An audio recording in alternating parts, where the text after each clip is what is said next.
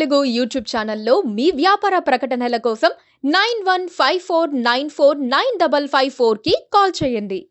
Hello everyone, welcome to KGP Telugu. Telangana మాజీ మంత్రి అల్లోల ఇంద్రకరణ్ రెడ్డి కాంగ్రెస్లో చేరిక అనూహ్యంగా జాప్యమవుతూ వచ్చింది. దానిపై ఇంద్రకరణ్ అనుచరుల్లో ఉత్కంఠ కూడా నెలకొంది. కాంగ్రెస్ పార్టీ వద్దన్నదా, ఆయనే మనసు మార్చుకున్నారా అన్న అనుమానాలు కూడా కలిగాయి. అయితే ఇప్పుడు క్లారిటీ వచ్చిందని ఆ అనుచరులే చెబుతున్నారు. 1-2 రోజుల్లో ఈ పని పూర్తవుతుందని వార్తలు వస్తున్నాయి. ఇంద్రకరణ్ రాక కాంగ్రెస్ పార్టీకి అదనపు ఆకర్షణ కూడా అవుతుంది. ఒకప్పుడు ఆయన బీఆర్ఎస్ బాస్ కేసీఆర్ కు అత్యంత సన్నిహితుడు. మహారాష్ట్ర పార్టీ వ్యవహారాలు మొత్తం ఆయనే చూసుకునేవారు. ఇప్పుడు ఎన్నికల్లో బీఆర్ఎస్ ఓడిపోయిన తర్వాత ఇంద్రకరణ్ రూటు మార్చారు. చాలా మందిలాగే పక్కచూపులు చూశారు. కాంగ్రెస్ పార్టీలో చేరే వారి జాబితాలో ఆయన పేరు కూడా చేరిపోయింది. కాకపోతే చేరిక కొంత జాప్యమైంది. నిజానికి బీజేపీ సిట్టింగ్ స్థానమైన ఆదిలాబాద్ పార్లమెంట్ సీట్ను ఎలాగైనా కైవసం చేసుకోవాలన్న లక్ష్యంతో అధికార కాంగ్రెస్ పార్టీ ఎత్తులు వేస్తోంది. బలం పెంచుకునేందుకు బీఆర్ఎస్ నేతలను చేర్చుకుంటోంది. అయితే నిర్మల్ నియోజకవర్గానికి చెందిన మాజీ మంత్రి అల్లోల ఇంద్రకరణ్ రెడ్డి చేరికపై మాత్రం సస్పెన్స్ కొనసాగుతూ వచ్చింది. గత నెల రోజులుగా ఎన్నో తేదీలు మారుతూ వచ్చాయి. చివరకు ఈ నెల 6న తుక్కుగూడ బహిరంగ సభలో ఆయన కాంగ్రెస్లో చేరడం ఖాయమని ప్రచారం జరిగింది. కారణాలేవైనా ఆయన చేరలేదు. అయితే ఇంద్రకరణ్ రెడ్డి అనుచరులు మాత్రం మా సార్ చేరడం గ్యారంటీ అని ప్రచారం చేస్తున్నారు. ఇంద్రకరణ్ చేరికలో జాప్యానికి కారణాలున్నాయి. మాజీ సహచరుడు శ్రీహరిరావు అభ్యంతరం చెబుతూ వచ్చారన్నది ఒక వార్త.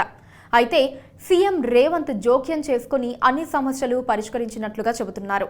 నిజానికి నిర్మల్ నియోజకవర్గంలో ఇంద్రకరణ్ రెడ్డి వర్గం బలంగా ఉంది.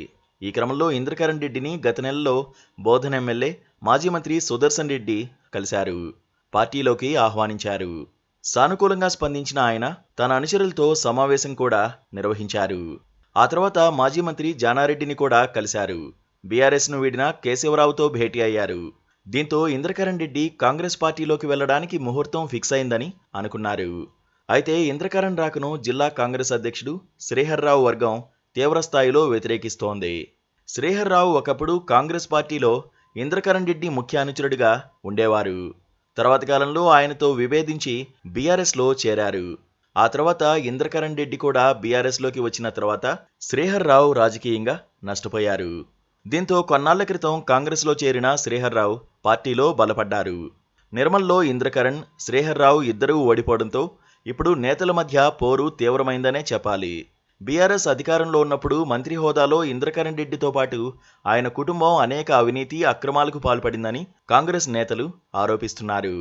ఆయన రాకను వ్యతిరేకిస్తూ బహిరంగంగా నిరసన గళం వినిపిస్తున్నారు. కొన్ని వ్యతిరేకతల నడుమ ఇటీవల ఇంద్రకరణ్ రెడ్డి అనుచరులు చాలామంది కాంగ్రెస్ గూటికి చేరిపోయారు. మరికొంతమంది కూడా చేరేందుకు మంతనాలు జరుపుతున్నారు. ఈ క్రమంలో ఇంద్రకరణ్ను చేర్చుకోవాల్సిందేనని కాంగ్రెస్ అధిష్టానం డిసైడ్ అయింది. రేవంత్ రెడ్డి స్వయంగా పావులు కదిపారు. 1-2 రోజుల్లో ముహూర్తం ఖరారవుతుందని చెబుతున్నారు. ఉమ్మడి ఆదిలాబాద్ జిల్లాలో ఇంద్రకరణ్ బలమైన నాయకుడే, వ్యక్తిగత పరపతితో ఎదిగిన నేత అని కూడా చెప్పాలి.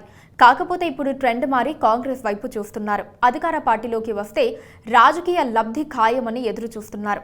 చేరడం కూడా 1-2 రోజుల్లో జరిగిపోవచ్చు.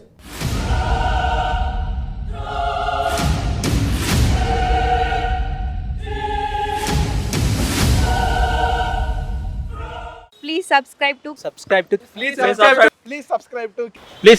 KTV Telugu. KTV Telugu. KTV Telugu channel.